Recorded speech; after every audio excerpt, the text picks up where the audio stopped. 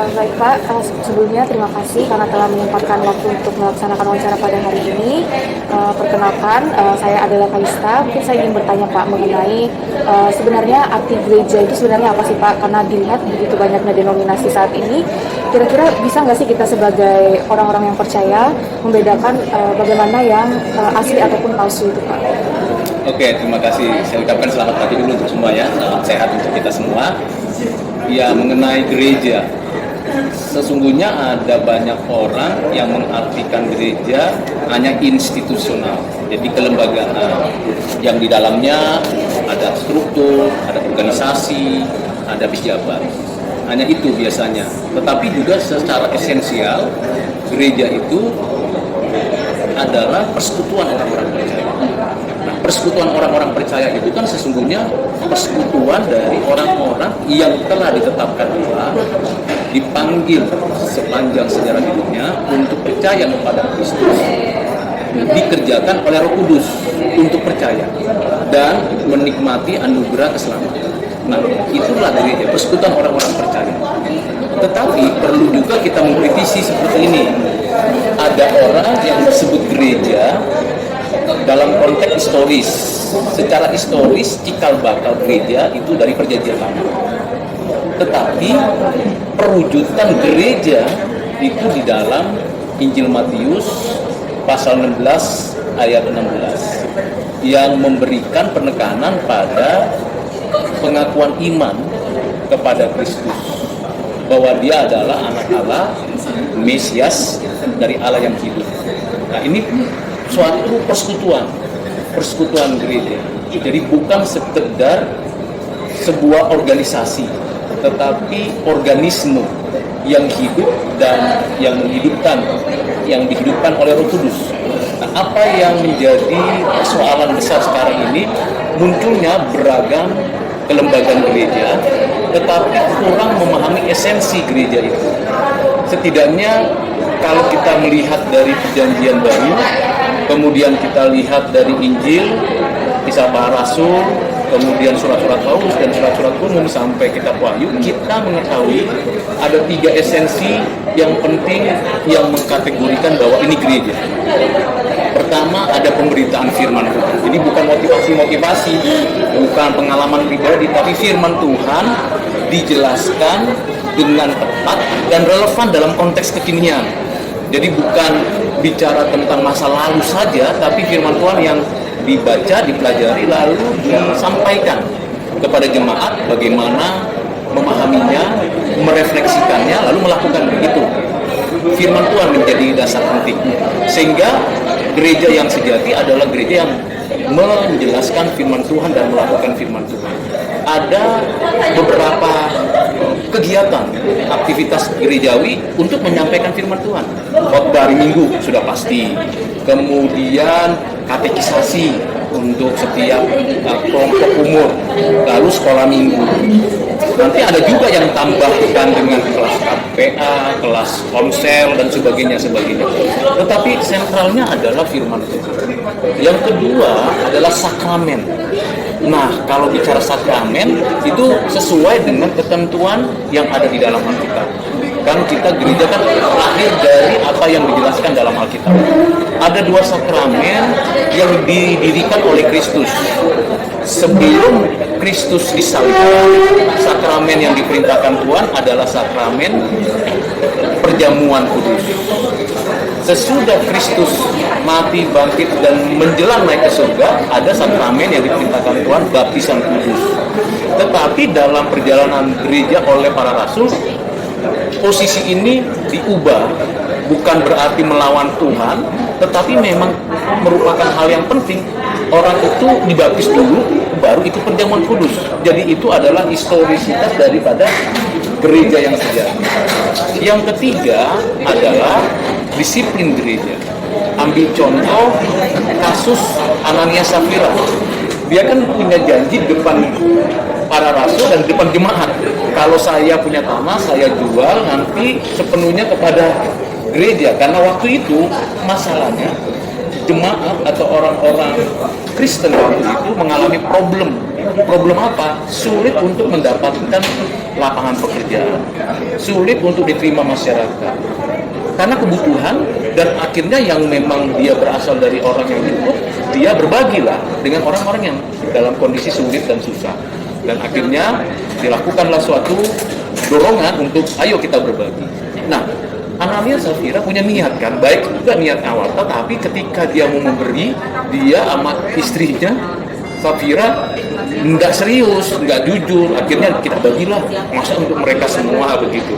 Nah, disiplin dilakukan oleh gereja, oleh rasul, tetapi yang paling menakutkan adalah disiplin dari Tuhan, langsung dihukum dia, suami istri. Nah, selanjutnya juga ada pendisiplinan. Ciri khas gereja yang sejati perlu ada pendisiplinan. Pendisiplinan itu bukan untuk memojokkan orang, tetapi untuk membentuk orang itu kembali kepada jalur yang benar. Itu perlu sekali ya, disiplin di rumah kan begitu, disiplin di kampus juga begitu, apalagi disiplin di dalam gereja.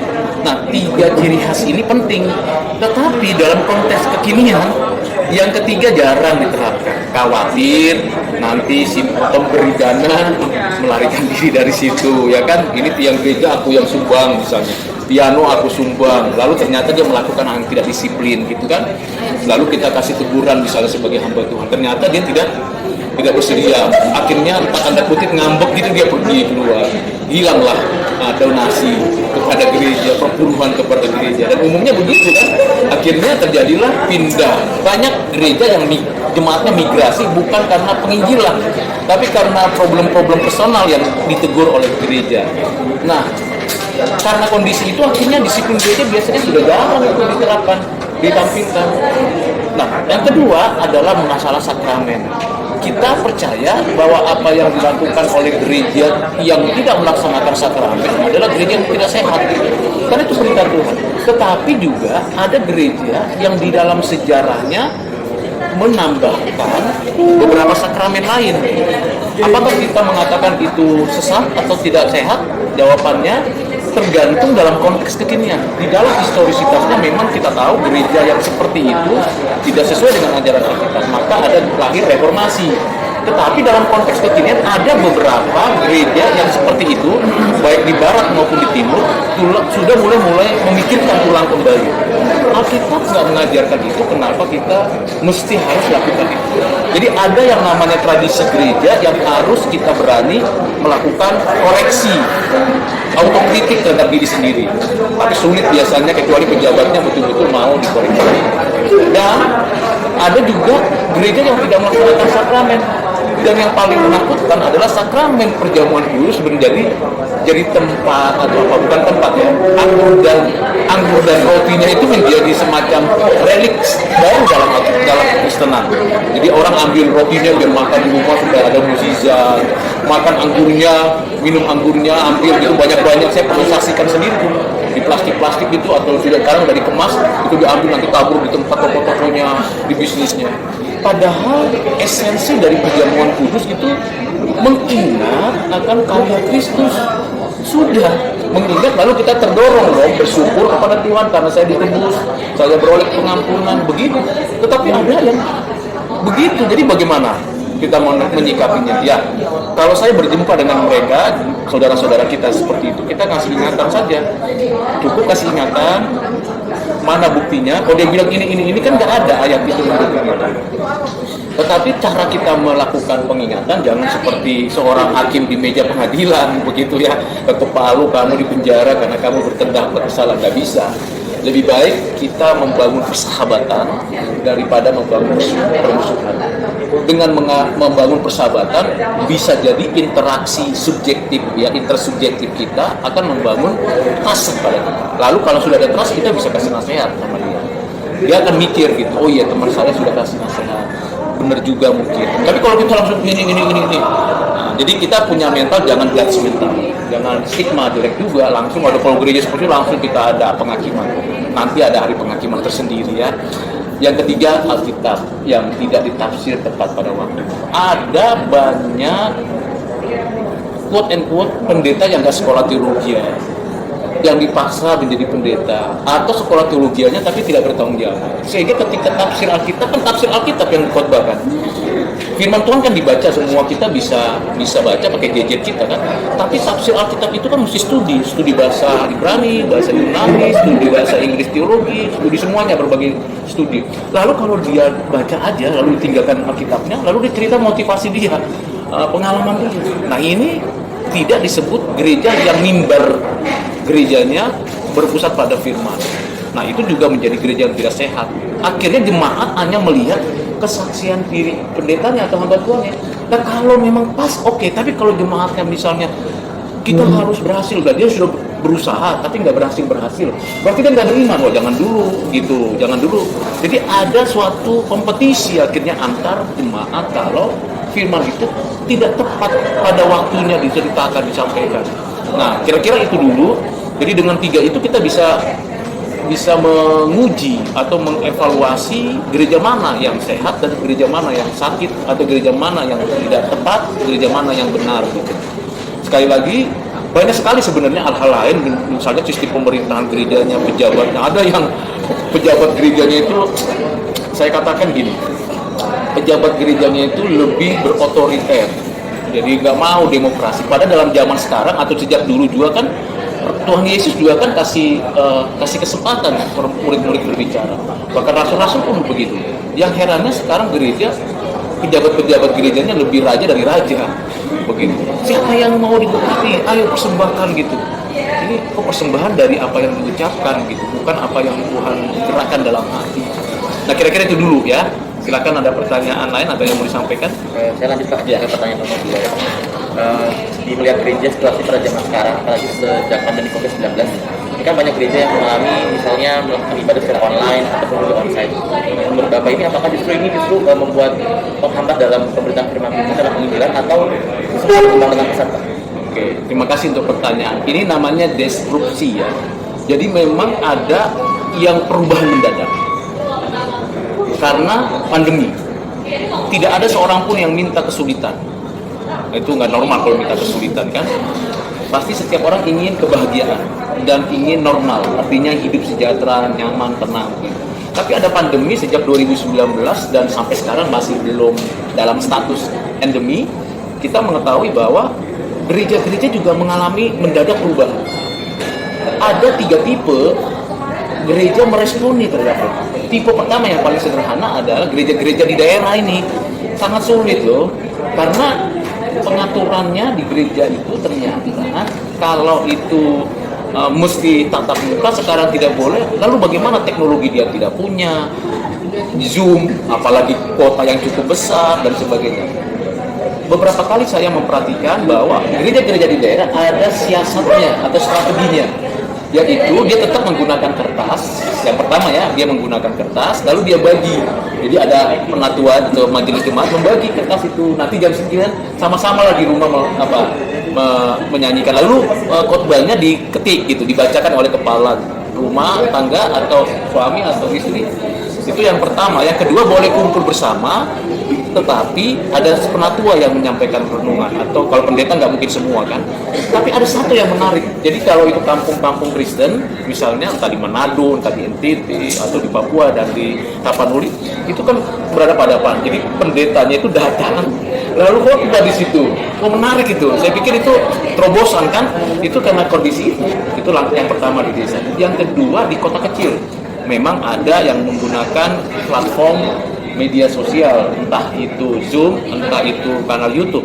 Tetapi lebih banyak ke kanal YouTube karena lebih murah dan lebih mudah diakses daripada Zoom. Karena ibu-ibu atau yang sudah orang tua kan sulit itu, ya kan, linknya gimana dan waduh itu agak repot. Nah itu yang kenyataan.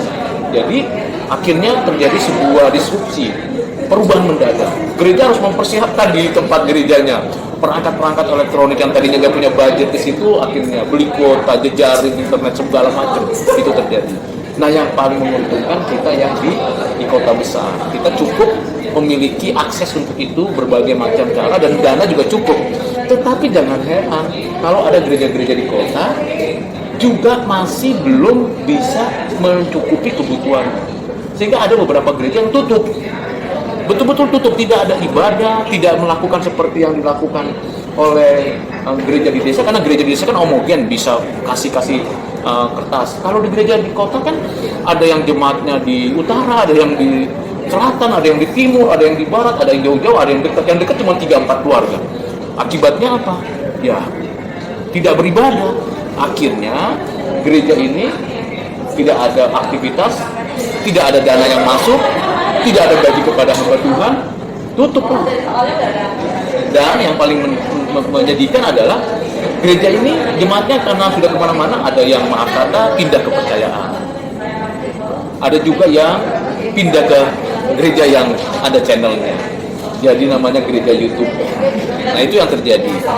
Yang berikutnya adalah gereja-gereja yang sangat cukup baik. Sebenarnya ini kan suatu perubahan yang baik ya untuk gereja memikirkan ulang pelayanan gerejawi. Apakah dengan demikian pemberitaan firman, penginjilan maupun juga revival? Karena saya membedakannya begini.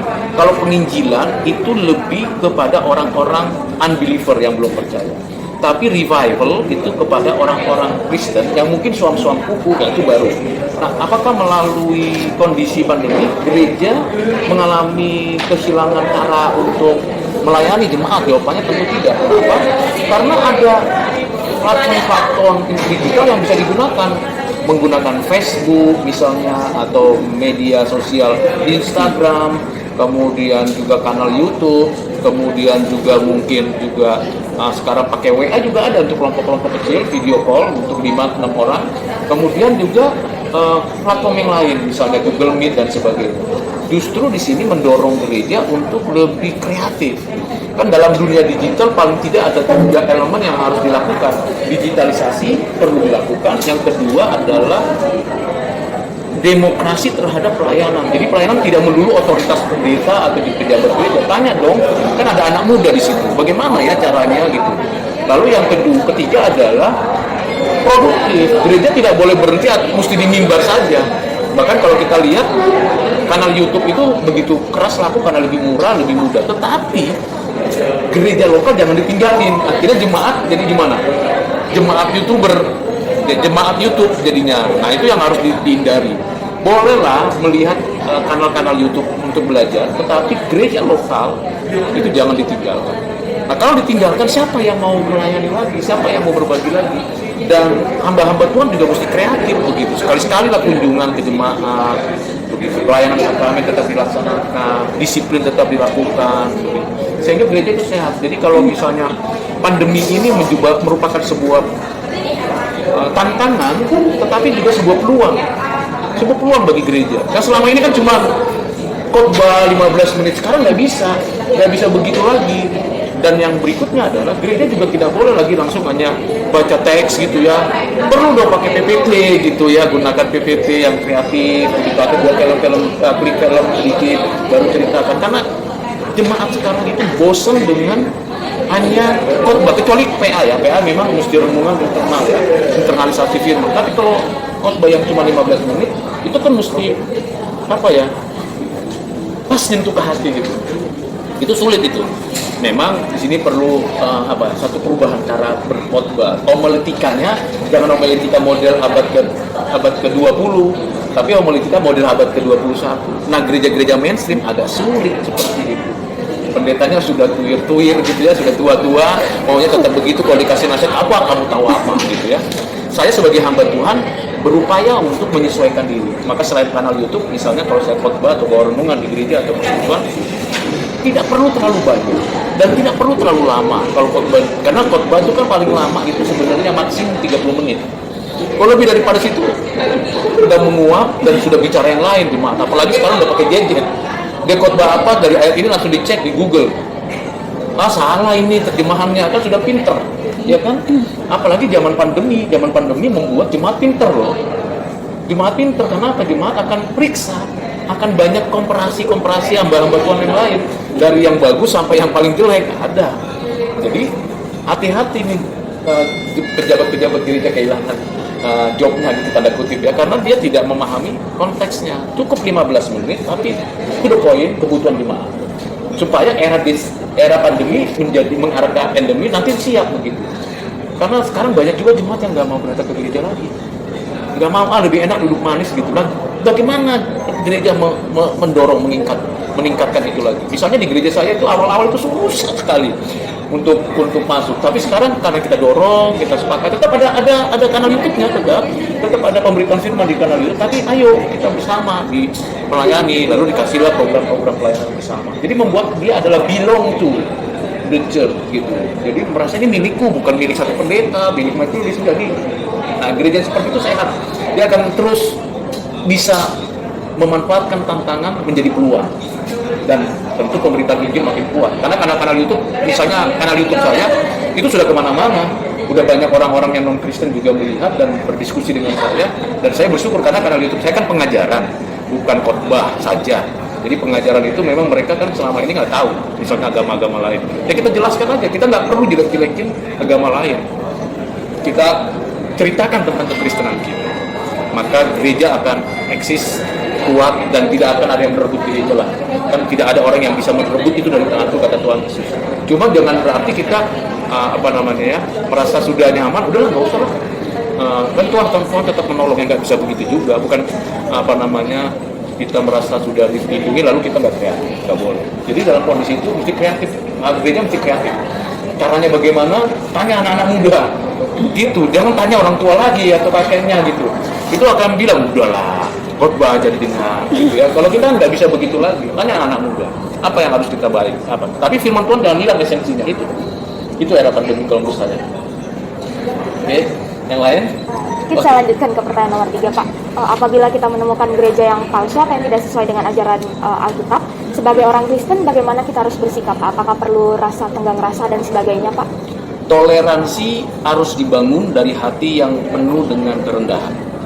Artinya kita bertoleransi terhadap mereka, tetapi tidak kompromi. Jadi toleransi itu karena kita sesama manusia, orang berdosa yang membutuhkan Kristus, yang membutuhkan firman.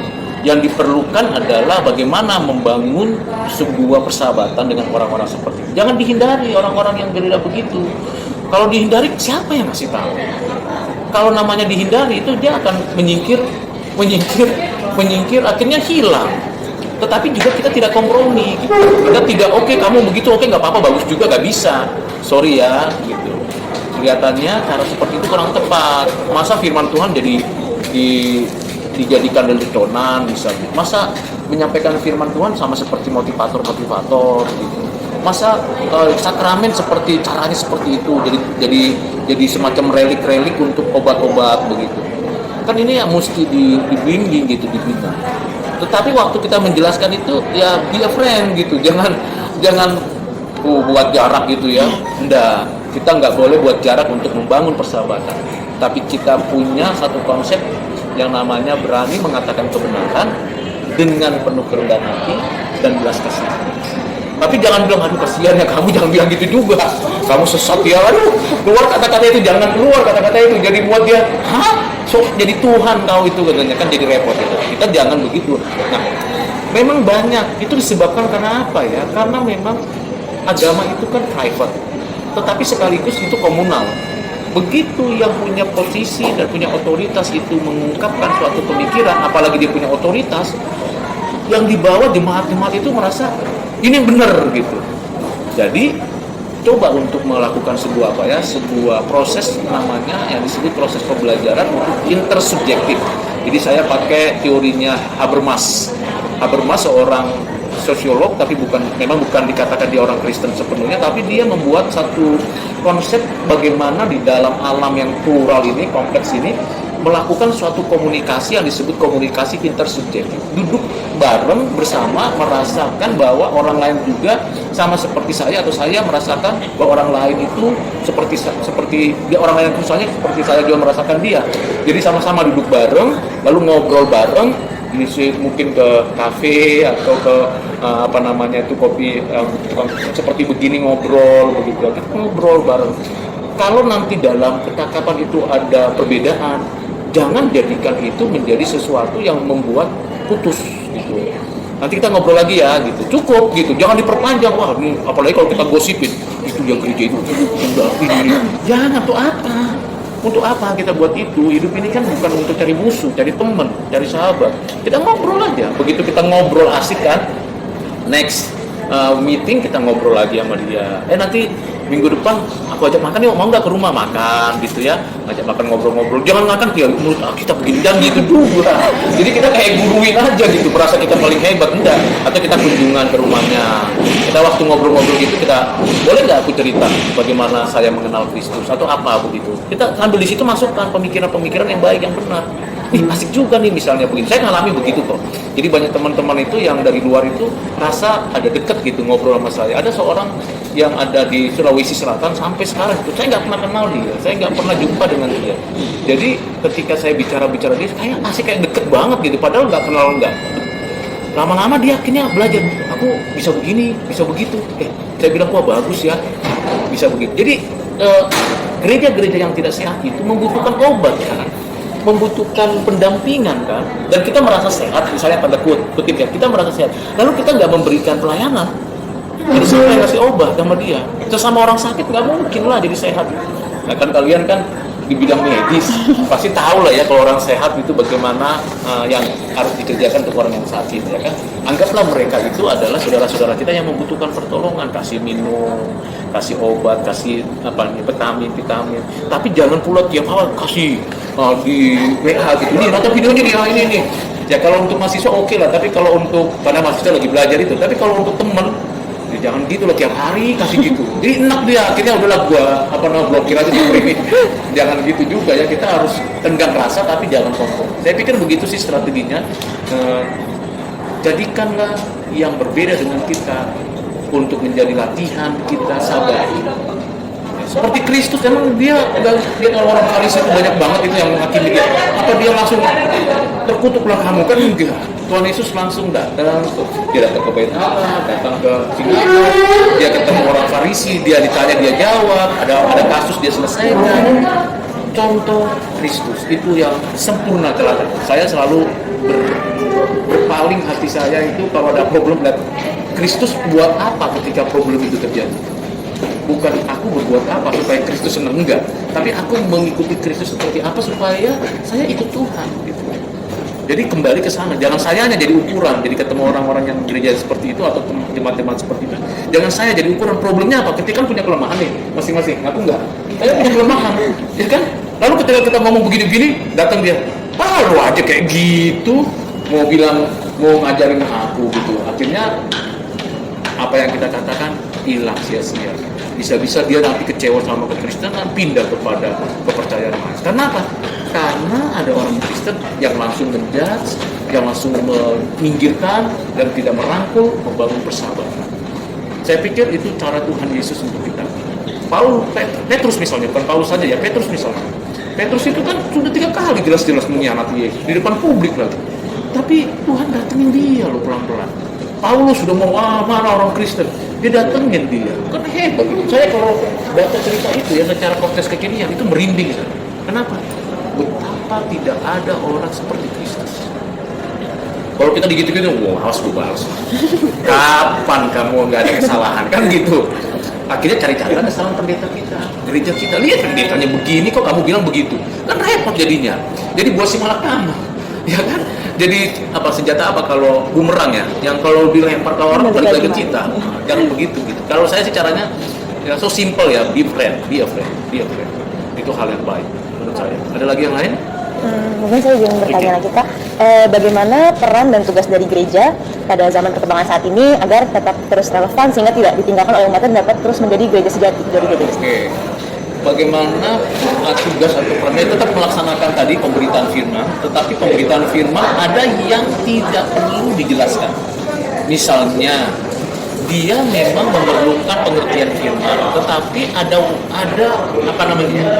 tahapannya. Kalau anak kecil nggak usah diceritakan tentang tahu nggak ketetapan anak itu. Ini apa itu ketetapan Pak? Jadi ditanya begitu. Jadi proporsional. Jadi memberitakan Injil itu proporsional, bahasa di jemaat, bahasa awam, bahasa umum. Bolehlah sekali-sekali pakai istilah teologi, tetapi mesti dijelaskan, deskripsikan dengan tepat gitu. Yang paling sulit adalah karena gereja itu waktu ibadah kebaktian umum itu kan ada ada yang orang tua, ada yang anak muda, bahkan ada yang anak-anak. Bagaimana skill dari pendeta, ini skill bukan bicara pengetahuan, jadi pengetahuan bisa dipelajari, tapi skill itu kan bicara habit, bicara peningkatan kapasitas dia untuk menjelaskan yang rumit itu menjadi sederhana. Jangan menyederhanakan, ya kan, yang rumit tapi merumitkan yang sederhana. Nah, bagaimana itu cocok? Nah, itu perlu dibangun. Nah, kalau ngajar sekolah minggu, saya juga pernah ngajar sekolah minggu, ya gaya seperti orang sekolah minggu, seperti anak-anak duduk lesehan, ngobrol pakaiannya juga gak pakai toga gitu ya. Orang kan serem melihat kan, apaan tuh Pak Pendeta pakai ini, pakai toga gitu ya, terus duduk seperti wah kayak raja gitu. Enggak, duduk aja manis, pakai kaosnya begitu kalau ngajar sekolah minggu. Pakai kaos kobong, bahkan pakai celana pendek, kadang-kadang ngobrol gitu, cerita, dan anak-anak enjoy gitu. Tapi kalau kita khotbah di gereja, di mimbar misalnya, ya sesuai dengan ketentuan. Kadang-kadang sekarang kondisinya tidak pakai toga lagi khotbah di gereja, kecuali pada waktu-waktu sakramen misalnya. Ya kalau pakai bisa Indonesia, kenapa nggak pakai batik seperti saya karena pakai batik gitu ya?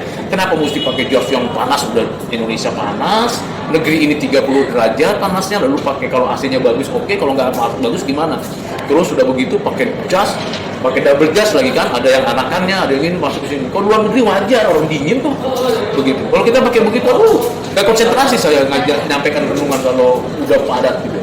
Maka kalau saya pakai jas misalnya atau khotbah itu, saya bilang, boleh nggak ada kipas angin? Kalau nggak saya akan keringat dan gelisah menyampaikan renungan gitu. Kan udah disiapkan tapi jadi panas banget gitu. Nah, jadi mesti ada upaya-upaya skillful dari hamba-hamba yang mesti ditingkatkan. Majelis itu mesti jadi relevan gitu. Yang kedua adalah gereja mampu menemukan persoalan apa yang dibutuhkan. Maka perlu namanya kunjungan, visitasi yang pendeta aja dong jadi otoriternya. Ada majelis, ada aktivis, ajak anak-anak muda yang lebih kreatif, ngobrol-ngobrol. Nanti dari saya ngobrol itu buat kasih informasi ke pendeta, bukan gosip ya, kasih informasi yang bersifat umum tapi dibutuhkan. Nah, itu menjadi dorongan, cari cara. Yang berikutnya adalah buatlah program-program yang memberikan dampak kepada masyarakat sekitar. Jadi misalnya, ayo minggu ini satu kita kerja bakti di sekitar lingkungan gereja, buat bersih-bersih, tanam pohon dan sebagainya, plastik-plastik dibuang gitu. Saya udah berapa kali dorong tapi nggak ada yang kerjakan. Jadi saya kadang-kadang sedih gitu, kok gereja besar, gereja kecil, semua punya dana, punya sumber daya manusia. Kenapa nggak lakukan? Nah, saya pernah punya pelayanan dan sekarang itu sedang jadi proyek saya di Kalimantan. Satu gereja kecil yang memberikan dampak kepada masyarakat. Ada lahan gerejanya, lalu sekarang jemaatnya diajak, yang nggak punya lahan itu diajak bersama-sama garap lahan itu buat perkebunan.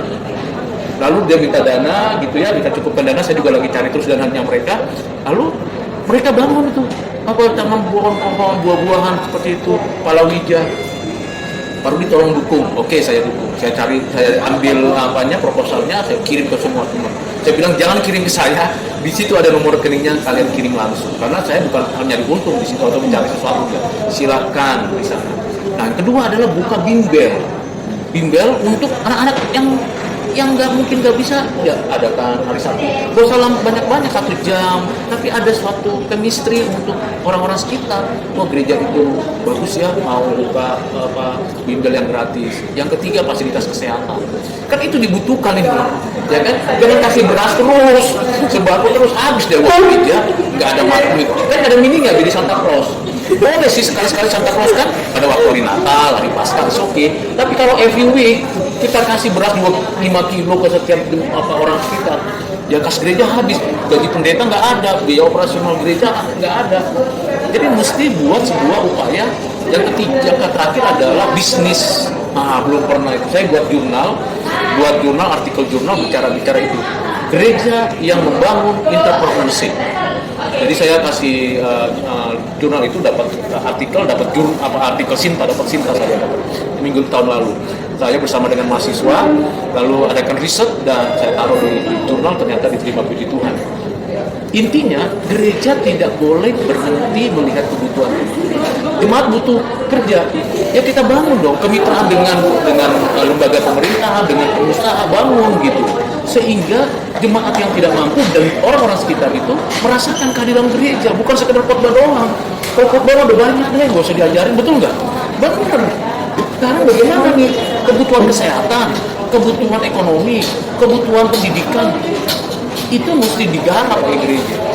Berapapun yang kita bisa kerjakan dari yang kecil. Nggak usah ngoyo jadi pengusaha, gereja jadi perusahaan, enggak. Gereja hanya mendorong, memfasilitasi, lalu memberikan training-training di gerejanya. Saya belum menemukan gereja yang melaksanakan 3 ini di training jemaatnya. Belum menemukan. Mudah-mudahan kalian bisa dorong itu ya di gereja masing-masing. Iya, kasihan. Nggak semua jadi konglomerat kan? Nggak semua jadi orang hebat kan? Ada juga orang-orang bersahaja dari dulu dia sudah berusaha tapi nggak dapat apa-apa. Lalu siapa yang bantu mereka? Lalu tiba-tiba nanti dari kepercayaan lain bilang gini, lo mau duit nggak? Lo mau ini nggak? Gue kasih nih, saya lo pindah. Akhirnya dijelek-jelekin lah gereja kita, kekristenan kita. Karena kita nggak peduli, no care. Waduh, jadi gereja zaman sekarang harus care. Jangan khotbah dulu gitu. Bosen banyak orang gereja. Saya jujur aja harus ngomong begitu. Saya juga hamba Tuhan yang bawa renungan-renungan firman, tapi saya pikir iya ya, maka pernah saya galang dana itu dari orang-orang keluarga itu. Saya bilang saya butuh dana sekitar 50 juta. Tolong bantu saya untuk membantu. Saya begitu saya bantu, saya foto, saya kasih dia kan dia wawancara. Saya kasih ini ya buktinya. Nggak ada 1 rupiah pun untuk saya. Silakan bagi. Atau kalau kalian mau, ini nama-namanya, ini nomor rekeningnya. Saya buat begitu, kenapa? Dia lagi butuh uang, dia lagi butuh obat gitu. Terus siapa yang nolong? Gereja kalau cuma khotbah saja, terus apalagi mengeruk uang jemaah untuk kekayaannya pendetanya pakai apa namanya? Pakai Lamborghini misalnya, pakai Lambo, terus kita jemaatnya naik angkot. Udah gitu naik angkotnya juga lama lagi kan karena kondisi. Jadi kenapa kamu terlambat naik angkot? Kenapa kamu naik angkot? Ya ilah lu naik Lamborghini, ya kan naik Mercy, jemaat begitu, nggak care gitu loh, nggak ada rasa apa ya, rasa apa saya bilangnya, rasa peduli gitu, kasihan. Nah, gereja yang seperti itu nggak relevan lagi hidup. Maaf kata saya bilang nggak relevan lagi. Harus bangunlah sahabat, bangunlah orang-orang itu dengan cinta kasih gitu. Buktikan gitu bahwa Tuhan mengasihi kita, buktikan. Jangan ngatur no action only. Ya kan, kalian juga bisa kan khotbah, bisa renungan, bisa persoalannya lakukan nggak? Gereja itu akan relevan kalau dilakukan. Betul nggak ya? Saya nggak tahu pendapat kalian. Yang lain, kira-kira begitu jawaban saya ya. Mudah-mudahan memuaskan. Baik Pak, selanjutnya saya ingin bertanya mengenai sakramen ya Pak lebih dalam lagi. Dari yang saya ketahui sakramen itu kan merupakan bagian penting dari gereja dan merupakan salah satu tanda dari gereja sejati Pak. Namun mengapa ada perbedaan antara sakramen pada perjanjian lama dengan perjanjian baru? Kemudian menurut Bapak, sakramen apa saja yang perlu dilakukan Pak? Oke, kalau dalam perjanjian lama sebenarnya istilahnya bukan sakramen.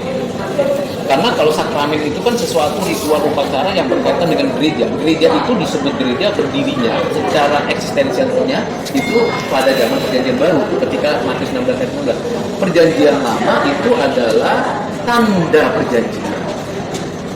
Umat Allah. Umat Allah yang dimulai dari panggilan Abraham, lalu ada tandanya. Covenant Allah terhadap Abraham itu apa? Sunat pada usia 8 hari. Abraham sendiri pada usia sudah berapa? 90 tahun atau ya? Disunat atau ber-80 tahun disunat. Jadi dia tidak mengikuti 8 hari karena sudah umur baru. Itu tanda. Itu tanda perjanjian. Covenant. Tanda covenant. Lalu kemudian yang kedua adalah sabat. Bukti berkaitan dengan ibadah.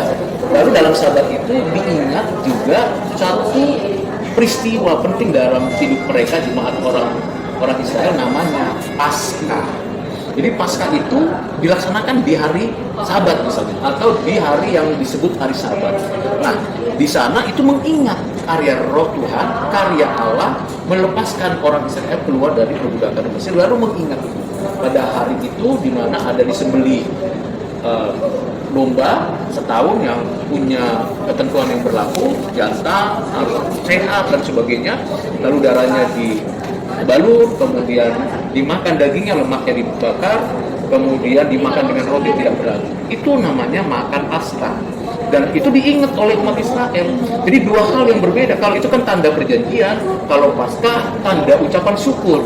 Jadi itu dilakukan secara ritual oleh orang Israel, umat Allah yang dilakukan. Kalau dibilang sakramen, mereka tidak menyebutnya sakramen. Jadi kalau saya sebagai seorang ahli dalam bidang perjanjian lama misalnya, saya tidak akan menyebut itu sakramen. Karena kata sakramen itu kan adalah sakral momentum yang sangat momentum untuk seluruh umat Tuhan. Kan sekarang gereja apa ada yang disunat lagi? Enggak. Apakah gereja itu ada yang melaksanakan Paskah seperti orang Israel? Potong lembu, darahnya ditaruh di itu, kemudian kita makannya juga cuma dibakar. Mana enak cuma dibakarnya sebenarnya kan? Kemudian lemaknya juga nggak boleh dimakan. Ya makan nggak ada lemak, sumsumnya juga nggak boleh dimakan, nggak boleh pakai sop. Duh, kering banget ya, garing, dibilang sate bukan sate gitu kan. Ya kan kalau sate kan ada bumbu kacang, bumbu kecap dan sebagainya, ada sopnya kan enak itu kan, makan nasi wah jadi enak sekali. Tapi waktu itu dilaksanakan nggak boleh semua, mesti hanya bakar doang kok. Coba harus sama rotinya tidak berasa apa-apa, tanpa ragi. Saya nggak bisa bayangin roti tanpa ragi. Saya suka makan roti masalahnya.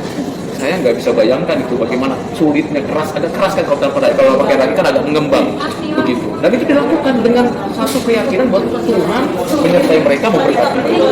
Nah, itu perjanjian lama, tapi begitu perjanjian baru is different. Beda sekali bahwa ketika Kristus mengatakan begitu, makanlah roti ini, minumlah anggur ini untuk mengingat aku. Padahal roti itu bisa beragi, bisa tidak. Anggur itu bisa beralkohol, bisa tidak. Tapi dimakan dan minum untuk mengingat akan aku. Beda dengan waktu zaman Paskah. Paskah itu nggak boleh minum alkohol, nggak boleh minum anggur. Nah itu beda ya, beda sekali. Lalu kemudian kita nggak disunat, tapi dibaptis. Dibaptisnya dalam nama Bapa, Anak, Roh Kudus. Waktu disunat pakai dalam nama siapa? Nggak dicatat dalam Alkitab. Saya meyakini bahwa itu pakai nama Yahweh saja. Ya kan, itu kan di dalam perjanjian antara Abraham dan Tuhan Yahweh, kan Tuhan yang menyatakan diri adalah Tuhan Yahweh. Dia mengenal Elohim, tapi yang menyatakan diri, memperkenalkan diri kepada Abraham dalam konteks perjanjian itu Yahweh. Nah, itu kan Tuhan Yahweh, kalau kita enggak. Jadi dalam progresif pengertian itu kita meyakini bahwa kita tidak melaksanakan ritual sunat dan ritual Paskah seperti umat Israel. Karena perbedaan konteks itu untuk orang Israel, nggak usah dibawa ke dalam konteks gereja kita. Nah kalau ada orang yang disunat bagaimana Pak? Ya nggak apa-apa, secara medis kan sehat tuh begitu. Kalau ada orang mau makan Paskah bagaimana? Is oke. Tapi anehnya ya, Paskah kita itu pakai telur, hubungannya apa? Saya juga nggak tahu. Itu kan tradisi gereja ya. Tapi pakai telur terus warna-warni, terus pakai ayat Alkitab. Saya juga ikut dulu ya. Terus bikin pita-pita, terus akhirnya seneng lah dapat telur. Oh, sembunyiin telur di mana gitu. Kalau kebagian Padang waktu Paskah, saya selalu cari tuh. Dapat telur nih Pak Pendeta, oh bagus. Kamu cuma dapat 5, temanmu udah ada 10. Kamu kalah, tapi telurmu kamu makan lah bagi-bagi. Jadi kita dapat telur itu seneng banget. Tapi tak pikir-pikir setelah saya belajar, ikut telur ya. Agak-agak itu kan tradisi di barat. Mungkin ada historisnya kan, latar belakang sejarahnya. Yang kita hanya ikut-ikutan, tapi kita nggak paham begitu. Siapa yang pernah bertanya anak kecil, Pak Pendeta, kenapa makan telur ya? Bosen di rumah juga makan telur gitu kan. Untung nggak ada yang nanya gitu ya waktu saya waktu sekolah minggu. Saya juga nggak pernah dengar juga dari anak-anak saya kayak gitu. Kalau saya tanya, saya pasti searching internet itu. Nah, sakramen di dalam konteks gereja yang didirikan oleh Kristus, kan gereja didirikan oleh Kristus, dilahirkan oleh Roh Kudus, didirikan oleh Kristus, dilahirkan oleh Roh Kudus untuk mengagungkan nama Bapa. Kalau yang ini kan covenant, ya jadi beda ya. Ini covenant berkaitan dengan covenant. Nanti kan Paskah itu berkaitan dengan covenant hukum. Musa dipanggil ke atas gunung lalu menerima hukum Taurat. Itu covenant itu dilaksanakan. Jadi berdasarkan hukum Taurat, maka Paskah itu dilaksanakan. Kalau ini covenant perjanjian Tuhan dengan Abraham, covenant umat dia itu dilaksanakan sunat. Itu berdasarkan covenant umat Tuhan, berdasarkan covenant ada ritual sunat dan Paskah. Oke. Kalau kita itu adalah benar-benar didirikan oleh Kristus, dilahirkan oleh Roh Kudus pada hari Pentakosta. Lalu kemudian semuanya dilaksanakan di dalam konteks seperti itu. Nah, di dalam tradisi dan perjalanan sejarah ada gereja, saya tidak bisa tutupi gereja Katolik. Itu ada tambahan sakramen yang dianggap perlu dan penting untuk membangkitkan kehidupan jemaatnya pada waktu itu. Misalnya sakramen apa ya? Sakramen perkawinan. Kemudian sakramen mengingat orang meninggal seperti itu. Itu untuk mengingat kembali kepada Tuhan begitu ya. Tetapi dalam gereja Protestan itu tidak diikuti karena itu sudah include di dalam proses pelayanan gerejawi, bukan spesial sakramen. Jadi jangan cepat-cepat langsung menilai bahwa itu adalah sesat, tidak beres. Kita mesti lihat backgroundnya gitu. Walaupun nanti menjadi relik atau menjadi sesuatu tradisi without meaning. Nah itu jadi problem juga kan, sama aja kan, gereja juga kan begitu kan, pergi perjamuan kudus without meaning, makan-makan, minum-minum begitu ya. Lalu ditanya, apakah kamu udah ingat Tuhan Yesus? Memberitakan kabar baik kepada orang lain? Pasti jawabannya ada yang udah, ada yang belum kan. Padahal ketika kita makan dan minum itu berarti berani memproklamasikan Injil kepada orang luar. Nah itu problemnya yang nggak dilakukan. Lalu apakah kalau kita ikut baptisan kudus berarti kita sudah pasti masuk surga? Kan nggak ada jawaban itu. Tapi sakramen baptisan kudus harus dilakukan. Nah problemnya adalah kalau baptisan kudus yang diributkan itu soal cara kok. Sama waktu, cara sama waktu. Diselem, ditenggelamin, dipercik, dicurah atau disiram. Jadi rame urusan begitu. Itu yang pertama. Padahal kan nggak esensial. Saya sih terima semua itu. Tergantung kebutuhan organisasi gereja. Kalau dia bilang, Pak Rudi di sini, saya pernah melayani gembala di satu gereja. Pak di sini diselam, sudah nggak apa-apa diselam. Kenapa? Yang penting kan dalam nama Bapa, Anak, Roh Kudus. Tapi saya tanya cuma satu hal, kalau nenek-nenek baru percaya sama Tuhan Yesus diselam gimana? Saya bilang, kalau dia lagi kolek, maaf ya lagi sakit terus dia percaya sama Tuhan Yesus, dia andidikut, dia percaya sama Tuhan Yesus di selam bagaimana? Saya bilang, oh itu pengecualian Pak. Oh berarti kan nggak mutlak. Cara jangan dimutlakkan. Yang kedua adalah masalah waktu, mesti bayi atau mesti umur sekian? Enggak ada Tuhan kok melarang kok.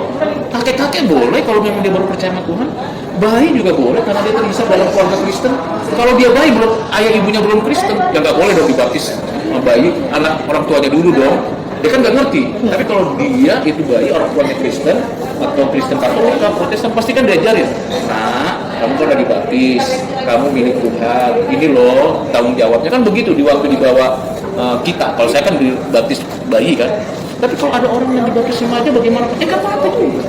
Jadi sesuatu yang tidak esensial yang berkaitan dengan sakramen kok dipaksa gitu.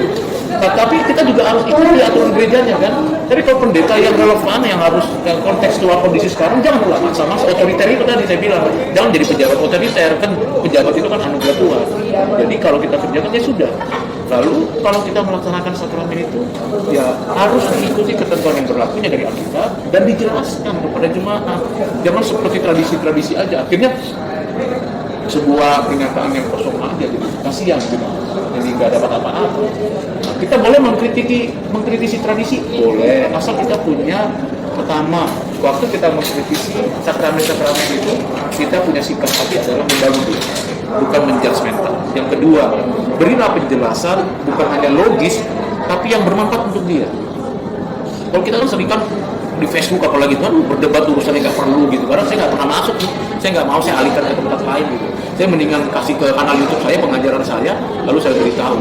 Karena kalau debat itu nggak ada manfaatnya ya, menjelaskan itu jadi rame, jadi urusannya jadi nggak enakan kan.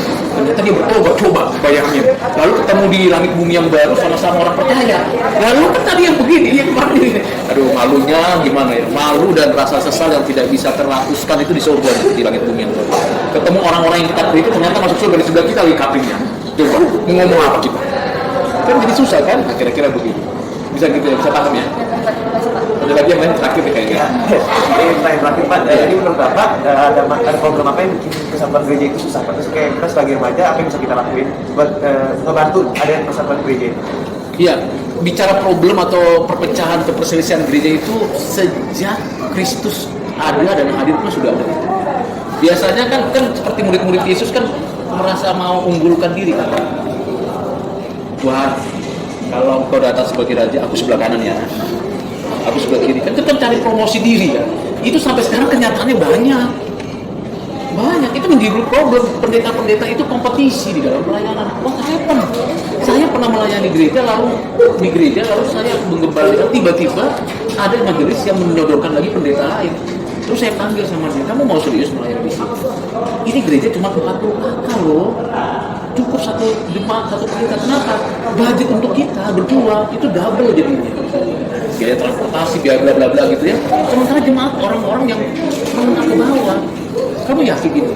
Ya Pak, saya anak muda masih ya, belum menikah. Saya bilang, oke, kalau begitu ya serius ya, saya mundur aja. Saya bukan yang mau itu, tapi dari awal saya sudah duluan awal di sini. Tapi kalau kamu mau ambil, silakan. Lalu akhirnya pendeta itu akhirnya bilang dia Pak, oke, saya pergi ke sinode, saya minta surat pengunduran diri dari majelis, saya kasih tahu alasannya apa. Ini untuk keberlangsungan, jangan nanti saya ibu khotbah yang lain nggak dengar, dia khotbah yang lain nggak dengar, kan nggak bagus. Kita bukan kompetisi melayani, saya bilang. Tapi kalau kamu mau di sini silakan. Cilakanya setelah setahun saya lewat, dia pindah juga lagi. Aduh. Padahal saya berrela berkorban untuk semuanya. Saya pindah ke tempat di mana gereja itu ada. Saya sekolah anak-anak saya pindahkan. Ternyata dia tidak bertanggung jawab setelah setahun. Kayak setahun apa yang didapat sama jemaat? Gitu. Akhirnya saya bilang, datanglah jemaat itu bilang, Pak balik lagi kemana? Waduh, kita nggak boleh begitu dong. Saya bilang, carilah pendeta lain. Saya dari tempat lain pelayanan. Nah, seperti itu perselisihan karena mau kompetisi di dalam. Dan bagaimana peran anak muda? Anak muda seperti kalian harus berani masuk ke dalam dunia kemajelisan. Gak tahu di gereja masing-masing, berani nggak di dunia aktivis? Memberikan pendapat. Karena kalian sudah belajar pendidikan agama Kristen, wawasan dunia Kristen 1, 2, 3, harus berani mengambil kasih pendapat. Tapi pendapat yang sopan, misalnya ngomong sama Pak Pendetanya ngobrol. Pak Pendeta, kami anak muda mau ngobrol sama Bapak, boleh nggak? Tentang kehidupan gereja. Kasih pendapat, karena pelayanan itu bukan kompetisi, pelayanan itu berbagi. Kalau ada orang yang lebih bisa dari kita, kenapa kita nggak memberi sama mereka gitu? Itu yang pertama. Yang kedua, perselisihan terjadi karena keragaman yang ada tidak di-maintain dengan baik.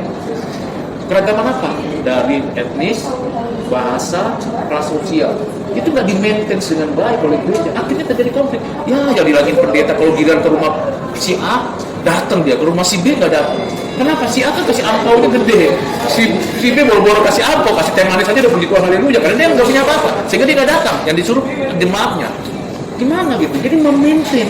Bagaimana mengkolaborasi antara yang ada dan yang tidak, yang hidupnya sederhana, bikin persekutuan bersama, begitu, dan berbagi di sana.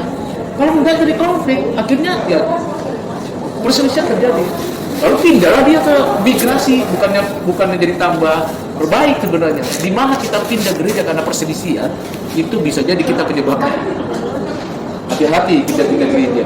Bukan nggak boleh, tapi hati-hati. Jangan jadikan gereja yang sudah tenang jadi tidak tenang gara-gara kita pindah. Maksudnya apa? Kan kita mau ditanya, kenapa kamu pindah ke sini? Oh, gereja aku begini kan jadi jelek jadinya. Pekerjaan Tuhan di gereja itu jadi terhambat karena cerita kita yang nggak pas gitu. Nah, itu anak muda harus bisa berani apa. Yang berikutnya, selain tidak berani bisa memaintain keragaman itu, yang berikutnya tidak mengikuti keperkembangan zaman. Gereja yang ortodoks, yang ya pakai band aja dilarang, misalnya, ya kan. Terus pakai saxophone nggak boleh, itu jazz. Kok aneh gitu? Semua kan ditebus Kristus. Pakai musik tradisional nggak boleh. Bukankah pemberitaan Injil melalui itu juga? Kan aneh juga. Jadi gereja itu sangat kaku gitu. Nggak bisa begitu. Open lah. Tinggal kita arahkan gitu kan. Kita arahkan. Anak muda harus berani itu. Kalian harus berani mengambil keputusan. Saya pernah ngomong gitu satu gereja. Saya kaget juga ketika diundang lagi sudah dapat band. Dia bilang, oh bagus. Tapi tinggal diarahkan kan, jangan alat musiknya lebih kencang daripada suara yang mau didengar Tuhan.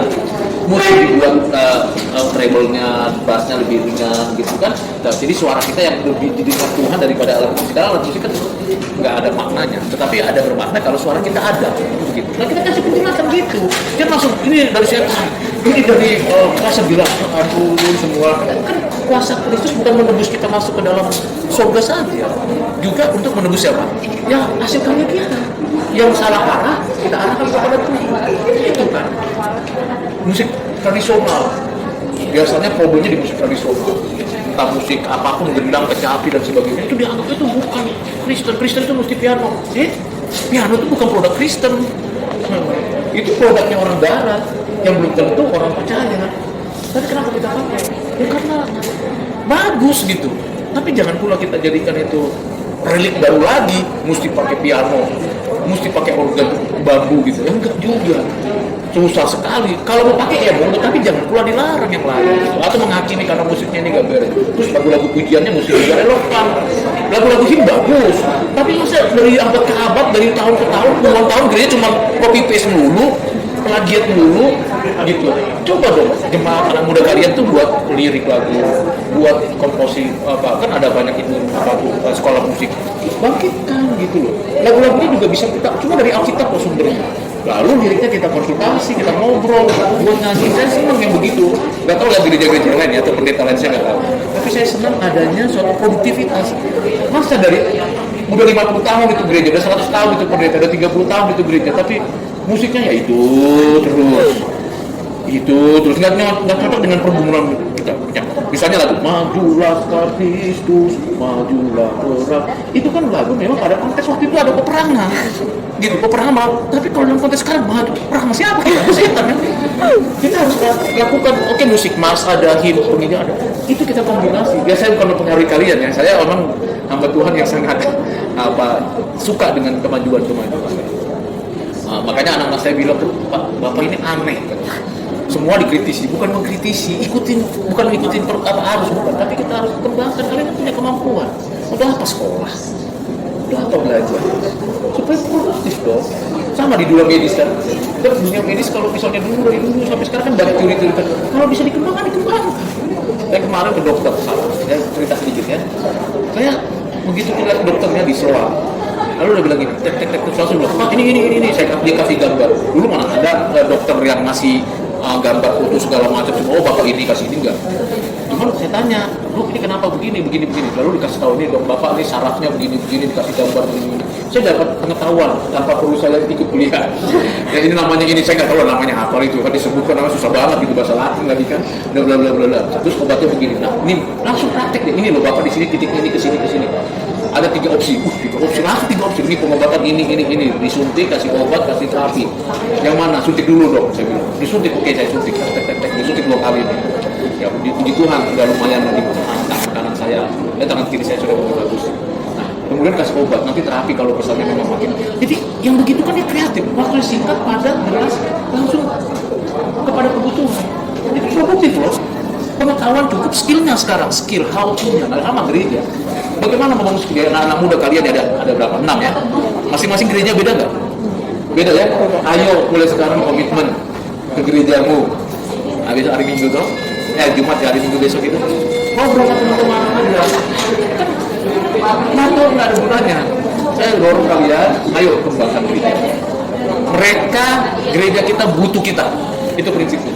Butuh kita karena Tuhan menempatkan kita di sana. Kalian mampu, kalian bisa bikin pelayanan medis di sana, ngajak ngobrol. Nggak harus ada program. Misalnya di gereja perlu adanya PMI, sumbangan donor bikin di situ, bikin edukasi ke jemaat. Jadi kampus kita berkolaborasi dengan gereja masing-masing, lalu kemudian berdampak. Maka saya bilang kemarin sama dokter, Dok, saya minta kartu nama dokter. Kenapa? Bagus menyelesaikannya.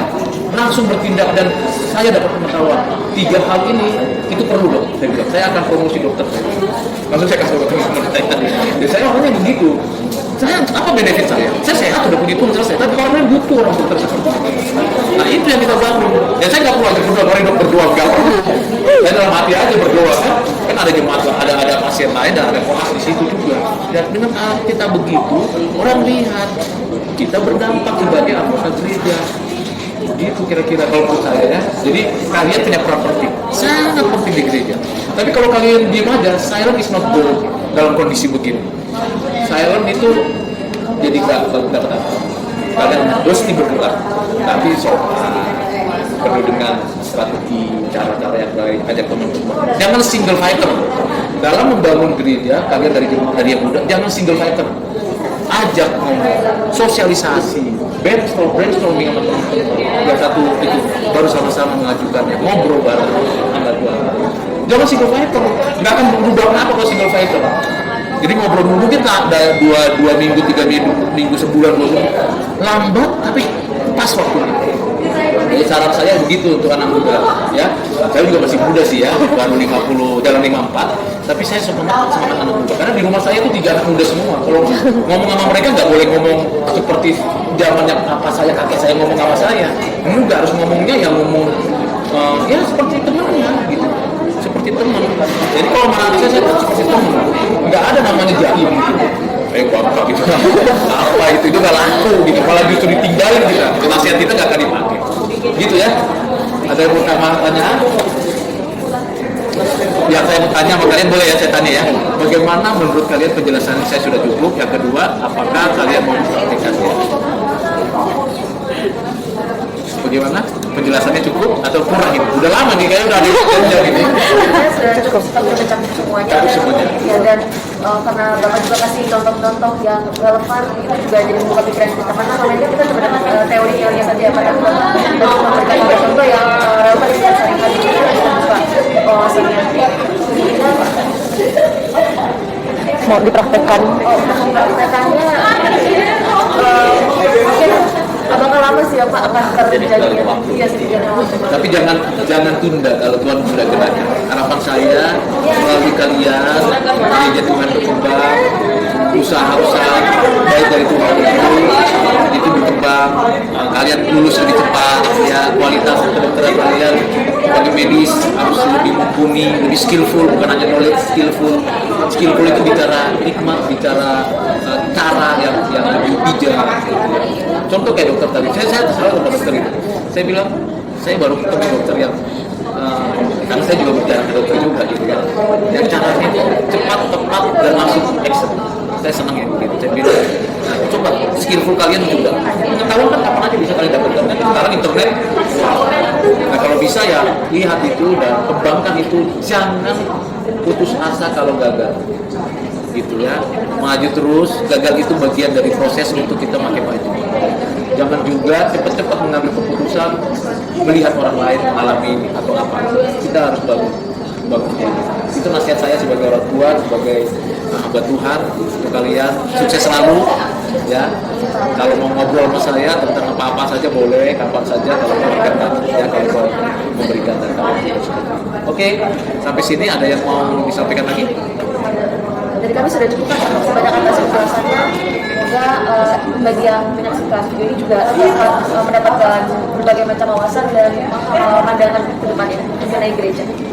Kita penutup dalam doa kali ya, sebagai orang Kristen kita berdoa ya. Izinkan saya berdoa ya untuk kalian. Bapak, terima kasih untuk perjumpaan yang singkat mengenai gereja. Tentu apa yang kami tanya dan hamba-Mu sampaikan sangat banyak kekurangan. Ya Tuhan, seberapa yang bisa kami tanya dan jawab, diskusikan, kiranya Engkau menolong supaya kami mengerti, mendalaminya dan mempraktekkannya. Berkati sertai pimpin setiap mahasiswa, tim grup ini diberkati oleh Tuhan, mendapatkan kemampuan, pengetahuan dan skill yang baik dan mempraktikkan hal-hal yang baik dan benar. Berkati keluarga mereka, berkati proses perkuliahan mereka, dan berhasil pada waktunya untuk menjadi berkat bagi mereka dan bagi sesama mereka. Terima kasih Bapak, kiranya kasih karunia dari Allah Bapa dan anugerah dari Tuhan Yesus serta pertolongan Roh Kudus memberkati setiap mahasiswa ini dari awal sampai selama-lamanya. Amin.